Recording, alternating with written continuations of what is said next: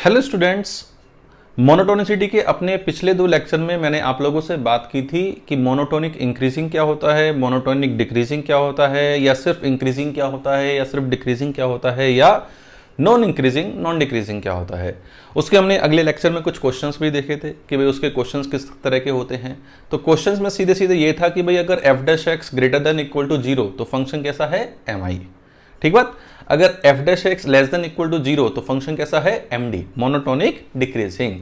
अब देखो यहाँ पे मोनोटोनिसिटी की खूबसूरती ये है कि इसमें तरह तरह के वर्ड्स यूज करते हैं। सही बात भाई, ऐसा नहीं कि सिर्फ monotonic increasing monotonic decreasing word use करा हो गया काम, ऐसा नहीं करते हैं। यहाँ पे तरह तरह के वर्ड यूज करते हैं, जैसे स्ट्रिक्टली इंक्रीजिंग और स्ट्रिक्टली डिक्रीजिंग। अब what is this strictly increasing and what is this strictly decreasing? ये स्ट्रिक्टली इंक्रीजिंग और ये स्ट्रिक्टली डिक्रीजिंग, ये स्ट्रिक्टली इंक्रीजिंग और ये स्ट्रिक्टली डिक्रीजिंग, ये हमारे पास क्या है? तो यहां पे हम सीखेंगे कि भाई एसआई किस फंक्शन को हम किसी इंटरवल में कब एसआई बोलते हैं और किसी फंक्शन को हम कब इस इंटरवल में एसडी बोलते हैं। ठीक है, तो एसआई स्ट्रिक्टली इंक्रीजिंग और स्ट्रिक्टली डिक्रीजिंग की आखिरी डेफिनेशन क्या है और उसकी कंडीशन क्या है अब यहां पे जैसे स्ट्रिक्टली इंक्रीजिंग या स्ट्रिक्टली डिक्रीजिंग की मैं बात कर रहा हूं, जैसे लिखो a function F x is said to be a function F x is said to be S I short form है किसकी, स्ट्रिक्टली इंक्रीजिंग की। A function F x is said to be S I for an interval I if for each x1 and x2 belongs to I, if x1 is less than x2 then fx1 is less than fx2, fx1 fx2 से छोटा होना चाहिए। अगर x1 x2 दो हमने point लिए उस interval में, x1 x2 से छोटा है तो fx1 फंक्शन की x1 पे जो वैल्यू है वो x2 वाली वैल्यू से छोटी होनी चाहिए। mi में क्या था, वो छोटी या बराबर हो सकती है, यहां पे क्या है, वो छोटी ही होनी चाहिए। तो हम ऐसे फंक्शन को for all x1 x2 belongs to I, मतलब जितने भी x1 x2 हैं सबके लिए अगर ऐसा है तो ऐसे फंक्शन को हम क्या बोलते हैं, strictly increasing, S I on interval I, कि स्ट्रिक्टली इंक्रीजिंग इंटरवल आई में ये होगा। अगर x1 x2 से छोटा है तो fx1 fx2 से छोटा होना चाहिए। सही बात। तो ये हमारे पास क्या है, स्ट्रिक्टली इंक्रीजिंग। स्ट्रिक्टली डिक्रीजिंग इसका उल्टा हो जाएगा, स्ट्रिक्टली डिक्रीजिंग इसका क्या हो जाएगा, उल्टा, कि a function fx is said to be SD for an interval I such that for each x1 and x2 belongs to I, if x1 is less than x2 this implies f of x1 is greater than f of x2। मतलब ये जो inequality है ये change हो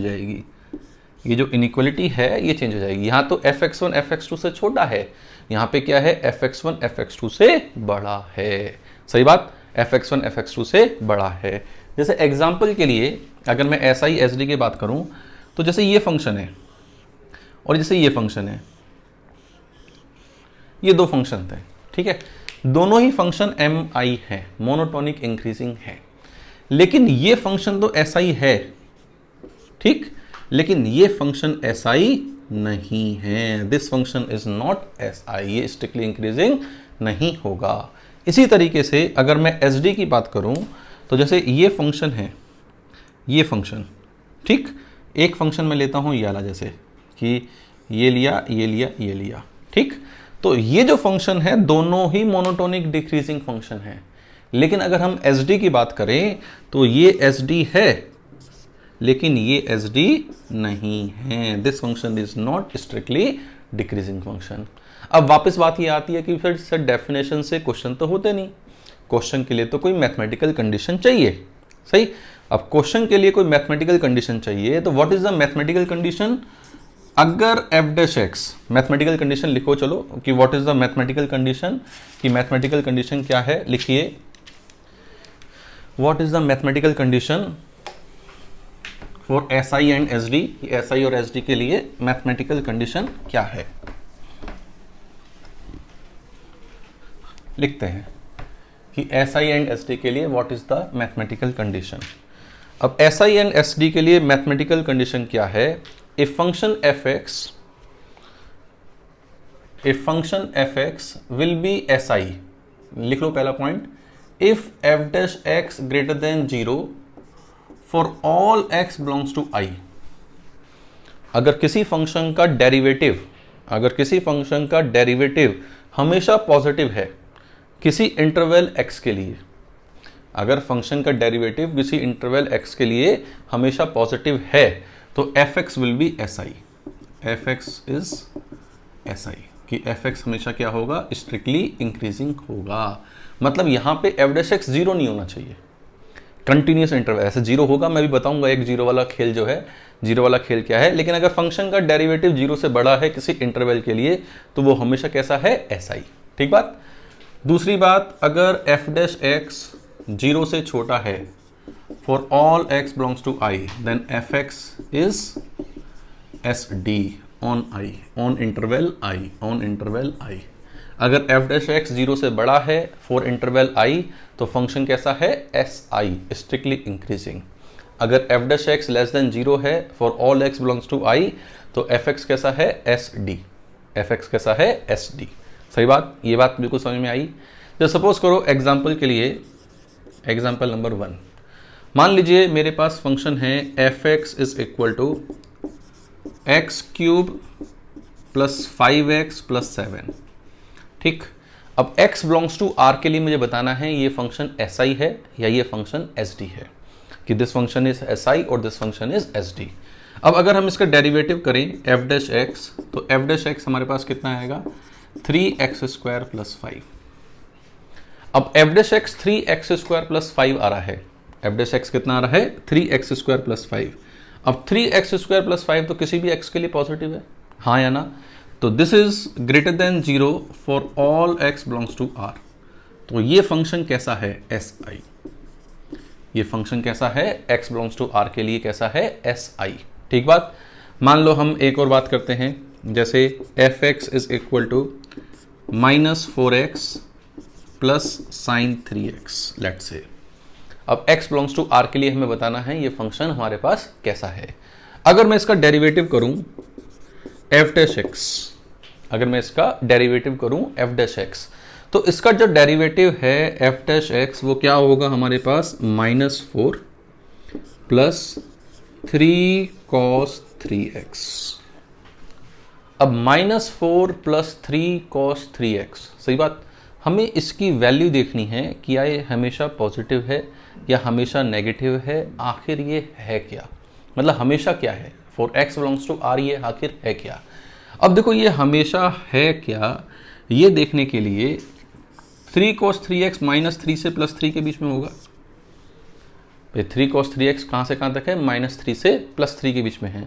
अब -3 से +3 के बीच में है, ये जो है हमारे पास, हमने इसको अगर इस डेरिवेटिव की वैल्यू देखें तो कहाँ से कहाँ तक है? -1 to -7 to भाई -3 -4 -7 -7 to -1। मतलब डेरिवेटिव हमेशा कैसा है? नेगेटिव। डेरिवेटिव हमेशा कैसा है? नेगेटिव, कि this is always less than 0। तो ये हमारे पास कैसा है? sd, कि this function will be strictly decreasing. जो फंक्शन si है वो मोनोटोनिक इंक्रीजिंग है।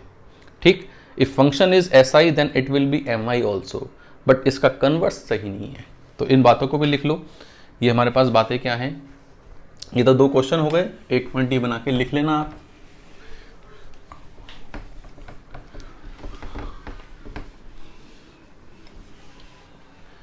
ये बात हमारे पास लिख लेना।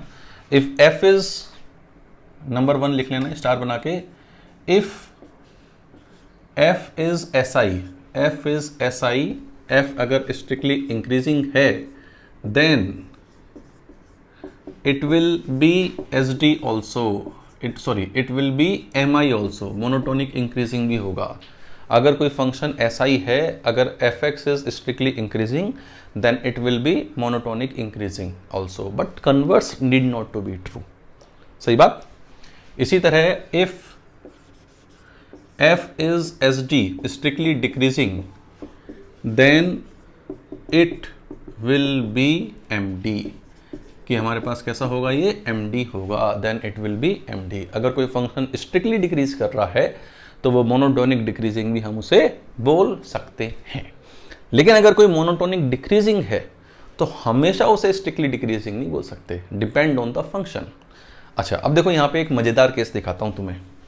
जैसे मजेदार केस क्या है हमारे पास, जैसे सपोज करो हमारे पास एफ एक्स है क्या, एक्स क्यूब, ठीक है। अब f x is equal to x cube के बारे में बताओ कि ये हमेशा कैसा है, मतलब एस आई है या एस डी है या किसी पॉइंट पे कुछ अलग है। अब देखो जैसे एस आई एस डी की बात मैं पूछ रहा हूँ तो यहाँ पे हम क्या करते हैं, इसका डेरिवेटिव निकालते हैं एफ डैश एक्स। इसका एफ डैश एक्स आता है 3x², सही। अब 3x² हमेशा पॉजिटिव है लेकिन जीरो पे जीरो है, जीरो को छोड़ के ये हमेशा पॉजिटिव है, ये जीरो को छोड़ के हमेशा पॉजिटिव है। तो इसलिए इसे हम ये तो नहीं बोल सकते this is greater than 0 for x belongs to r, ऐसा तो नहीं बोल सकते, क्योंकि ये जो डेरिवेटिव आया है ये जीरो पे, एफ डैश जीरो कितना है, जीरो। अब एफ डैश जीरो जीरो है तो दिमाग में कंफ्यूजन आती है कि सर जीरो को क्या बोलें, एस आई बोलें, एस डी बोलें, मतलब x बिलोंग्स टू r के लिए एस आई बोलें या ना बोलें। अब देखो जीरो पे जीरो आ गया, सही बात है, लेकिन अगर हम जीरो प्लस या जीरो माइनस पे डेरिवेटिव की वैल्यू देखें, एफ डैश जीरो प्लस या एफ डैश जीरो माइनस, इन दोनों पे वैल्यू देखें, एफ डैश जीरो प्लस मतलब है डेरिवेटिव की जीरो से जस्ट बड़े पे value, F dash zero minus क्या है, डेरिवेटिव की जीरो से जस्ट छोटे पे वैल्यू। ये R H D L H D नहीं है, R H D L H D तो वो जीरो ही आ जाएंगे, these are not R H D, these are not L H D. ये क्या है, f dash zero plus zero से जस्ट बड़े पे वैल्यू। तो जीरो से जस्ट बड़े पे वैल्यू कैसी है, पॉजिटिव। जीरो से जस्ट छोटे पे वैल्यू कैसी है, पॉजिटिव। तो जीरो से पहले भी इंक्रीजिंग था, जीरो के बाद भी इंक्रीजिंग है। अब अगर मैं इसके ग्राफ की बात करूं कि भाई इसका ग्राफ कैसा है, इस फंक्शन का जो ग्राफ है वो ये ग्राफ है। अब x बिलोंग्स टू r के लिए हम कोई से भी दो x1 x2 लें, ठीक। x1 अगर x2 से छोटा है तो क्या fx1 fx2 से छोटा है, बिल्कुल सही बात है भाई। अगर हम जीरो भी ले लें और जीरो से जस्ट बड़ा कोई पॉइंट लें तो वैल्यू बढ़ जाएगी हमारे पास। इसका मतलब जो डेफिनेशन की ये जो बात है वो सही हो रही है। अब डेफिनेशन के हिसाब से तो ये ऐसा ही है, डेफिनेशन के हिसाब से तो क्या है, ये ऐसा ही। लेकिन डेरिवेटिव अगर देखें तो डेरिवेटिव जीरो पे जीरो आ रहा है, तो भैया क्या परेशानी है ये तो। अब देखो डेरिवेटिव जीरो पे आ रहा है तो आने दो, लेकिन अगर डेफिनेशन हमारे पास सही हो रही है तो हम डेफिनेशन की ही सुनते हैं। इसका मतलब अगर डेरिवेटिव जीरो है किसी पॉइंट पे, if derivative is zero at some point, तो हम वो जीरो प्लस और जीरो माइनस देखते हैं। अगर दोनों ही पॉजिटिव हों तो ऐसा ही है, और दोनों ही नेगेटिव हों तो एस डी है। भाई दोनों ही पॉजिटिव हों तो ऐसा ही है, और दोनों ही नेगेटिव हों तो कैसा है, एस डी है। कैसा है, एस डी है। सही बात। तो हम इस फंक्शन के लिए क्या बोलेंगे कि F X cube is, F x is equal to x cube is S I for X belongs to R, कि function x belongs to r के लिए कैसा है, एस आई। ये भाई अपनी डेफिनेशन को पूरी करता है, डेरिवेटिव जीरो होने के बावजूद ये अपनी डेफिनेशन को पूरा करता है। इसका एक एग्जांपल और लेता हूं, चलो मैं एक एग्जांपल और लेता हूं, उससे आपको और चीजें क्लियर होंगी। जैसे सपोज करो मैंने लिया f x is equal to x plus sine x, suppose करो ये लिया, ठीक। x बिलोंग्स टू r के लिए मैं बात कर रहा हूं, ठीक। अब x बिलोंग्स टू r के लिए मैं बात कर रहा हूं, मैंने इसका डेरिवेटिव किया f डैश x, तो इसका डेरिवेटिव क्या आया 1 प्लस cos x, ठीक। अब 1 प्लस cos x माइनस 1 से 1 के बीच में होगा, सही भाई, cos x माइनस 1 से 1 के बीच में होगा। इसका मतलब जब cos x माइनस 1 होगा तो ये कहां से कहां तक है, 0 to 2 के बीच में है। तो जब पॉजिटिव है तब तो सोचना ही नहीं, तब तो ऐसा ही बोल सकते हैं जिस इंटरवल में। लेकिन जहां 0 है, जैसे ये 0 कब होगा, x इज इक्वल टू पाई पे, x इज इक्वल टू पाई पे कैसा होगा, 0 होगा। अब x इज इक्वल टू पाई पे 0 है, मतलब हम अगर f डैश पाई की बात करें तो f डैश पाई कितना है, 0। अगर हम f डैश पाई की बात करें तो f डैश पाई कितना है हमारे पास, 0। अब f डैश पाई हमारे पास 0 है भाई, f डैश पाई हमारे पास कितना है, 0। लेकिन f डैश पाई प्लस या f डैश पाई माइनस, भाई पाई प्लस या पाई माइनस पे 1 से छोटा, माइनस 1 से बड़ा होगा भाई, ये -1 होगा और -1 से बड़ा होगा, तो -1 से बड़ा मतलब -0.99 और 1 करेंगे तो कैसा होगा, पॉजिटिव। तो ये भी कैसा है, पॉजिटिव, और ये भी कैसा है, पॉजिटिव। इसका मतलब जहां जहां डेरिवेटिव 0 भी है वहां पे भी फंक्शन को हमें क्या बोलना चाहिए, SI। वहां पे भी फंक्शन को क्या बोलना चाहिए, SI, और बाकी सब जगह तो SI है ही है। तो इस फंक्शन के लिए हम क्या बोल सकते हैं कि this function is SI for x belongs to r, कि ये फंक्शन SI है x बिलोंग्स टू r के लिए। आई बात समझ में बच्चों, आई या नहीं आई, कि भाई स्ट्रिक्टली इंक्रीजिंग और स्ट्रिक्टली डिक्रीजिंग, जहां पे डेरिवेटिव 0 भी है, डेरिवेटिव के आगे पीछे देखो, अगर दोनों का साइन पॉजिटिव है तो वहां पे SI बोलेंगे, नेगेटिव है तो SD बोलेंगे, नेगेटिव है तो SD बोलेंगे, सही बात। और अगर एक पॉजिटिव एक नेगेटिव है तो इंक्लूड नहीं करेंगे। अगर मान लो एक पॉजिटिव है और एक नेगेटिव है तो हम उस पॉइंट को इंक्लूड नहीं करेंगे। तो ये था बच्चों हमारे पास SI, स्ट्रिक्टली इंक्रीजिंग और स्ट्रिक्टली डिक्रीजिंग की बातें। अब देखो मोनोटोनिसिटी में हम 4 बातें सीख चुके हैं, MI MD, SI SD, और उनकी कंडीशन कब, इन एन इंटरवल हम ये बातें अपनी सीख चुके हैं। तो अगर आपको ये SI, स्ट्रिक्टली इंक्रीजिंग और स्ट्रिक्टली डिक्रीजिंग ये बातें समझ में आई हैं तो प्लीज़ इस वीडियो को लाइक करें, शेयर करें, कमेंट बॉक्स में बताएं भी कि भाई ये बातें सही हैं या गलत हैं, अच्छी लगी या बेकार लगी, ठीक। तो इस वीडियो में इतना ही, थैंक यू वेरी मच।